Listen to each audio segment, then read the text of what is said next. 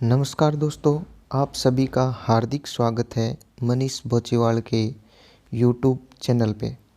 तो दोस्तों, जैसा कि आप सभी को पता है कि रीट का एग्ज़ाम जो है वो 25 अप्रैल को है। तो उस मामले में हम रीट की तैयारी सेकंड लेवल सामाजिक विज्ञान के विषय में हम करेंगे। तो उसके लिए हमने प्रमाणिक पुस्तकों को आधार बनाते हुए मुख्य प्रश्नों का जो है वो संकलन तैयार किया है। तो सबसे पहले जो एनसीईआरटी और आरबीएसई बोर्ड में प्रमाणिक पुस्तकें बोर्ड द्वारा चलती हैं, उनके अध्ययन को हम शुरुआत करेंगे। और सबसे पहले हम कक्षा 6 के इतिहास विषय से संबंधित कुछ प्रश्नों का जो है वो हल जानने की कोशिश करेंगे। तो चलिए दोस्तों, आप जो है वो हमारे चैनल के साथ जुड़े रहिए और हम अपनी क्लास को जो है वो शुरू करते हैं। तो देखिए, आपके सामने पहला प्रश्न है, सिंधु घाटी सभ्यता का सबसे पहला उत्खनन स्थल कौन सा है? तो सिंधु घाटी सभ्यता का सबसे पहला उत्खनन स्थल कौन सा है? तो आपके सामने ऑप्शन है मोहनजोदड़ो, हड़प्पा और कालीबंगा, लोथल। तो देखिए, सिंधु घाटी सभ्यता का जो सबसे पहला खोजा गया स्थल है हड़प्पा। तो सिंधु घाटी सभ्यता का सबसे पहला खोजा गया स्थल कौन सा है? हड़प्पा। अगला क्वेश्चन देखिए, सिंधु सभ्यता ईसा के कितने वर्ष पुरानी मानी गई है? तो ऑप्शन है 2000 वर्ष, 5000 वर्ष, 2500 वर्ष, 4000 वर्ष। तो इसका आंसर होगा सी, 2500 वर्ष। अगला क्वेश्चन है,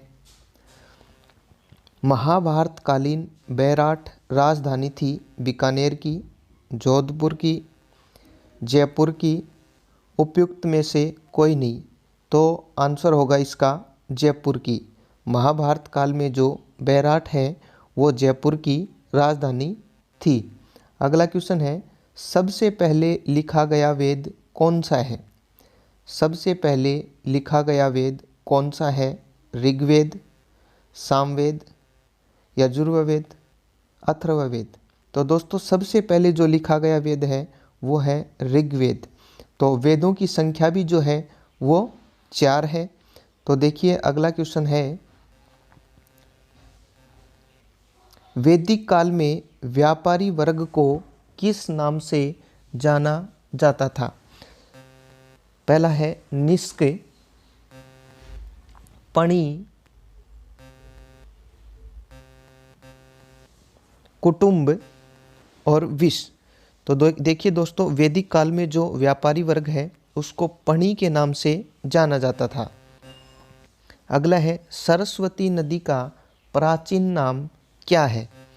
तो है बिपाशा, सिंधु, गोमती, दृशदती। तो सरस्वती नदी का जो प्राचीन नाम है वो है दृशदती। गायत्री मंत्र किस वेद का मंत्र है? तो गायत्री मंत्र सामवेद का, अथर्ववेद का, ऋग्वेद का, यजुर्वेद का। तो गायत्री मंत्र दोस्तों ऋग्वेद का जो है वो मंत्र है। वैदिक काल में कुल कितने संस्कारों का प्रचलन था? 16 संस्कारों का, 8 संस्कारों का, 12 संस्कारों का, 10 संस्कारों का। तो देखिए दोस्तों, वैदिक काल में जो है वो 16 संस्कारों का प्रचलन था। अगला है, निम्न में से कौन सा आश्रम अन्य सभी आश्रमों का पोषक है? तो देखिए, ब्रह्मचार्य, गृहस्थ, वानप्रस्थ, संन्यास। तो सभी आश्रमों का पोषक जो है वो गृहस्थ आश्रम को कहा जाता है। और आप सभी दोस्तों को पता भी होगा कि आश्रमों की संख्या जो है वो 4 है, ब्रह्मचारी आश्रम, गृहस्थ आश्रम, वानप्रस्थ आश्रम और संन्यास आश्रम। वैदिक काल में राजा को परामर्श के लिए कौन सी संस्थाएं प्रचलन में थी?